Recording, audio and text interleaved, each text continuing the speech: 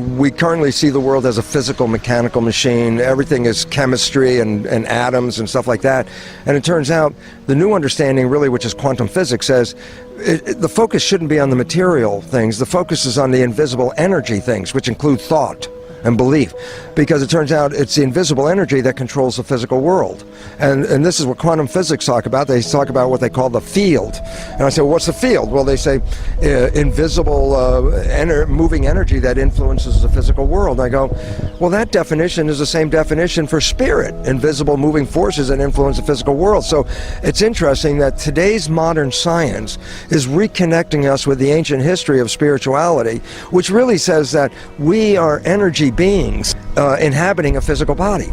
Well, if we understand that, we start honoring the energy part, the invisible stuff that we've let go out of the equation, because all we look at is, give me the physical material, give me money, cash, give me things.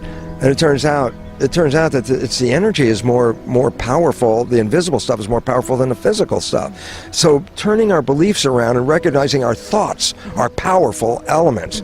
Then all of a sudden it says, let's start exercising our thoughts rather than exercising our wallet, let's say, and controlling the world. And this gives an opportunity for all of us, every one of us, because we all have thoughts and we all have this energy, and it's since thoughts create the science. And this is quantum physics. They talk about that it's consciousness that creates the world. And so we all have to start recognizing we all are conscious, and all collectively our consciousness can change the world. So when you have a lot of people out there that are saying, oh my God, the world's out of control, I say, yeah, but all you need is a lot of people who know that to say, let's consciously create the different world, and then we're not held victim of the world that we're in, because we can manifest the world that we want. And that's why I get so excited by all the viewers out there, because each viewer out there represents another consciousness that, with all the other consciousness, can change the world. And this is what the evolution is all about. What we're facing is an evolution, not a physical evolution. It's how we relate to each other with our consciousness. So we're all coming together in one giant consciousness called humanity.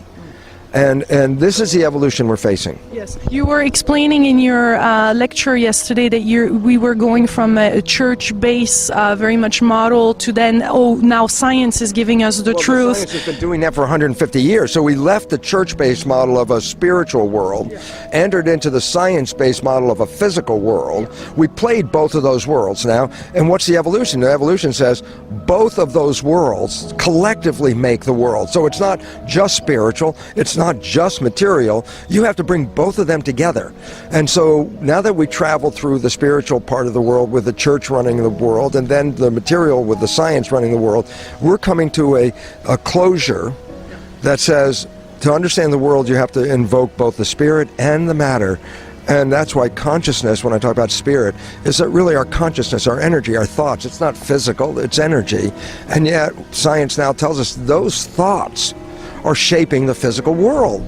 So we can change the world we live in by just changing our thoughts, but that means changing the programming. Which is in the subconscious. You're saying that 95% of things that happen in our life are coming from the subconscious. Yeah, and that's the part that people have to wake up to, because a lot of people think, oh, look, my desire is to be successful, have a great relationship, have a great job. I want all these things, and now I go out in the world, and it's like, I'm not getting there. I'm not making it. And it's like, and they get frustrated, and they say, well, it's not me, because my intention is to be successful, and I'm not being successful, so it must be the world is against me. And then all of a sudden I'm a victim of, like, well, this is not the world I wanted. And it turns out, no, it's not the world your conscious mind wanted, but it's the world your subconscious mind has been programmed to create. And the word subconscious by definition means below consciousness. So you are creating without being conscious that you are creating this. And this becomes a problem, because it turns out it's not the outside world that's keeping us from succeeding. It's the invisible inside world that we've been programmed with through culture and family to have lost our power. And that's the biggest thing about this propagation of the belief system. This is not new, you know. It's very interesting. The Jesuits, 500 years the Jesuits of the church, they would boast. They would say, give me a child until it's 6 or 7, and it will belong to the church for the rest of its life. What they knew is what we're talking about in the new biology. The first 6 years of your life is programming. programming from other people, not your programming, parents, family, community. You as a child are in a hypnotic state for 6 years. Your brain is functioning in a hypnotic state, meaning the first 6 years is download, download, download. And the problem with the download is we're not conscious during that part, which means whatever was downloaded, you didn't filter it with your belief system. You didn't have a belief system. Whatever you heard, saw, or experienced in the first 6 years is a recording, just like this is a tape recording, boom, down in your subconscious mind. And then we find that 95% of our life is actually from the subconscious mind, with only 5% from the conscious. And you say, what's the difference? Conscious mind is you, your spirit, who you are, your wishes, your desires, what you want out of life. Conscious mind. I say, well, you want to be successful, great. You want a great job, great. That's all conscious. I say, but you're only using that mind 5% of the time. You're living your life 95% of the time with the programs that you got from other people. So the truth is, you are living other people's lives invisibly, because it's called subconscious, meaning you don't see it. And so when you're creating these behaviors, you yourself don't even know you're doing it. And if your behaviors are not supporting you, then you sabotage yourself without even you knowing you're doing it. And that's where the victim comes in. It's like, oh my God, I want to be successful and I'm not. The world's against me, I'm a victim. It turns out, no, you were programmed not to succeed. And you're engaging the program without you seeing it. So we were sabotaging ourselves without ourselves knowing it. That's why the new biology, I want people to wake up. That's the wonderful thing, because those people out there that have fallen in love, and if you could go back in your mind just for, I want you to go back to that point where you fell in love. I call it the honeymoon period, where you did this. And I asked you a couple of questions. I say, when you were back in that love state, head over heels in love, were you healthy? And it turns out almost everybody says, yes, I was, exorbitantly healthy. Everything was great. I said, did you have energy? Oh, we had tremendous energy to be active day and night in this love period, in the honeymoon. I go, yeah. And then when I say, how about, was life so much fun that you couldn't wait for the next day to have more of this experience? And the answer was yes, because it was so great. And I go, well, think about it. You created health. You created energy. You created a world that was so beautiful for you when you were in love that you couldn't wait for the next day to have more of this world. And what it turns out is, well, how did our world, which could have been a crazy world before you met this person, then you meet this person, and then the next thing you're in this great honeymoon experience, okay? And then your world today is heaven on earth. Yesterday was hell. Today's heaven on earth because you fell in love.